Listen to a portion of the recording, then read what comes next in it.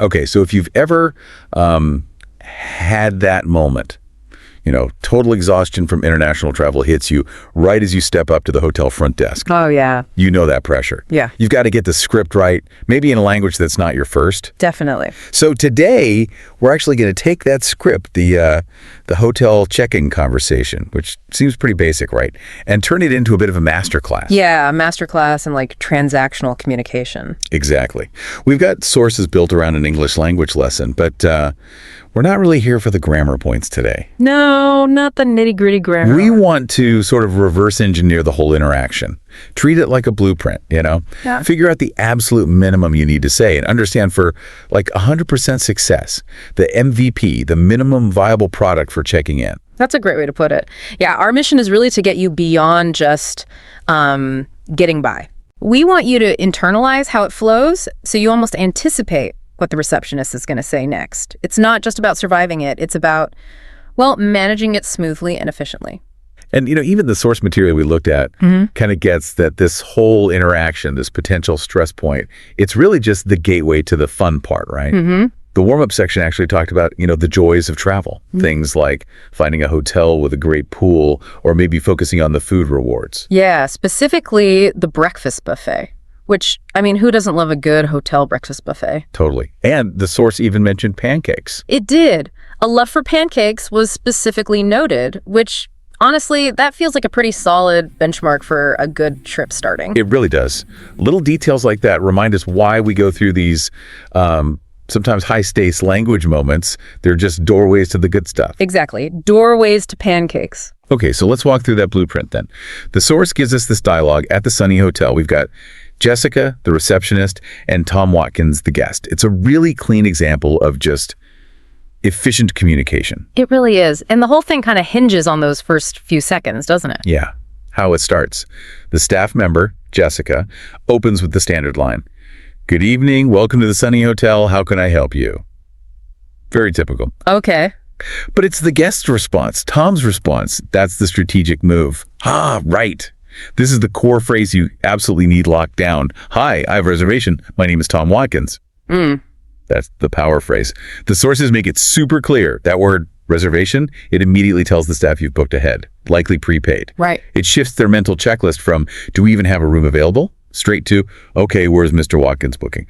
That one word just speeds everything up. Okay, so identity and intent established, reservation mentioned. What's next in the sequence? Well, now the staff needs to verify you are who you say you are, right? Match the name to the person standing there, which leads to the documents. Exactly.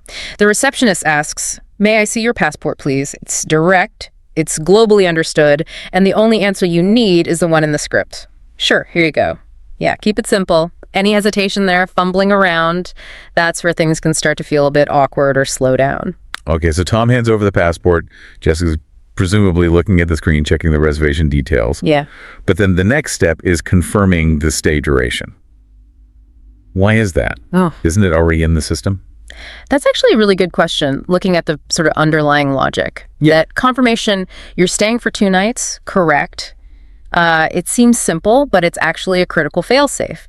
It guards against, typos in the booking, system glitches, maybe miscommunication when the booking was made. Ah, okay. So it's like a final verbal double check. Making sure what the computer says matches what the guest actually expects. Precisely. Before they hand over the key, which is kind of the point of no return for that room assignment, Tom confirms, yes, that's right. And that little exchange prevents potential problems later on. Gotcha. Simple but necessary. Very necessary. And once that's locked in, identity confirmed, stay duration confirmed, then we get the payoff, the resolution. The moment you've been waiting for, the key handover. Right. The script has Jessica saying, here is your room key.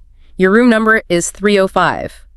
And that number, 305, that's the golden ticket, the end product of this whole exchange. And this is actually where the source material gives us one of those really useful little insider tips, something that genuinely helps with understanding, especially for language learners. Oh, yeah. What's that? It's about how room numbers are often said aloud, particularly numbers with a 0 in the middle, like 305. Okay. Staff will very often say 305 using O for the 0 instead of the more formal 305.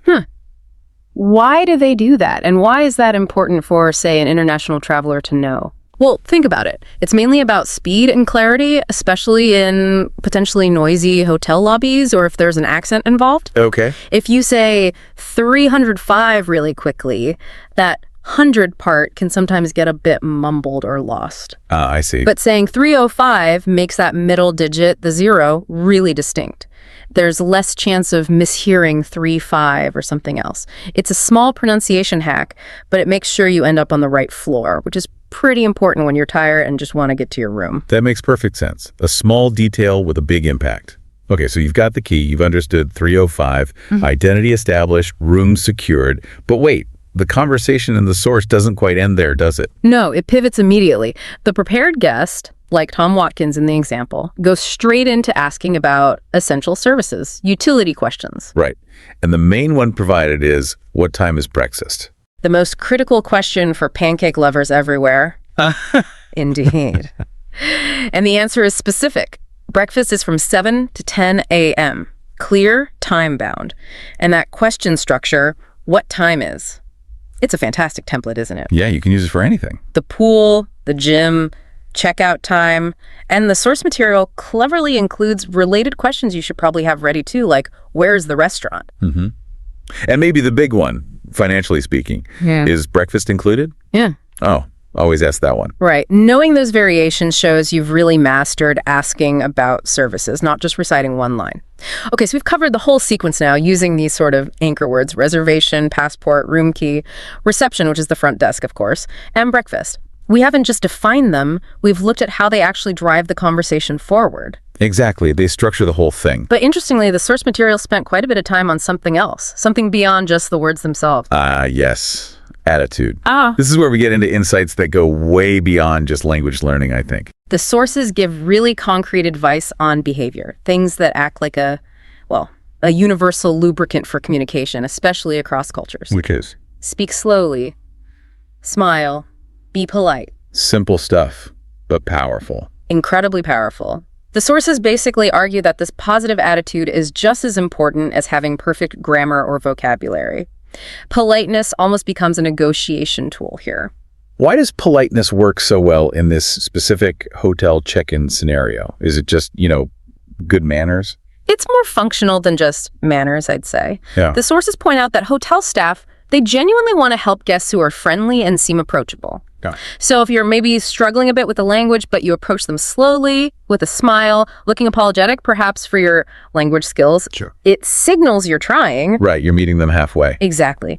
And the staff will almost always respond in kind. They'll slow down, they'll try harder to understand you. That friendly vibe can smooth over a lot of linguistic bumps. It's kind of the ultimate travel hack, really. Friendliness overcomes friction. That's a really key takeaway. Your attitude is part of your preparation. Just like having your passport ready. It makes the staff's job easier, which ultimately makes your experience less stressful. Couldn't agree more. And the final piece of practical advice from the sources for really nailing this whole sequence, it comes down to muscle memory. Practice. Yep. You need to practice those full phrases, the confidence builders, until they just roll off the tongue. I have a reservation. May I see your passport, please? What time is breakfast? Make them automatic. Get those 5-star phrases down, and you're basically guaranteed a smooth check-in. Okay, so let's recap. You've got the sequence down. Establish who you are with I have a reservation, provide your passport, confirm the stay, understand the room number, maybe using that 305 trick, and then ask about breakfast, knowing it's between 7 and 10 a.m. Boom! You're checked in, transaction complete, ready for that good night's sleep. Or those pancakes. Or the pancakes. Yeah. Which brings us nicely to the final thought. The source material actually ended by posing a question to its community.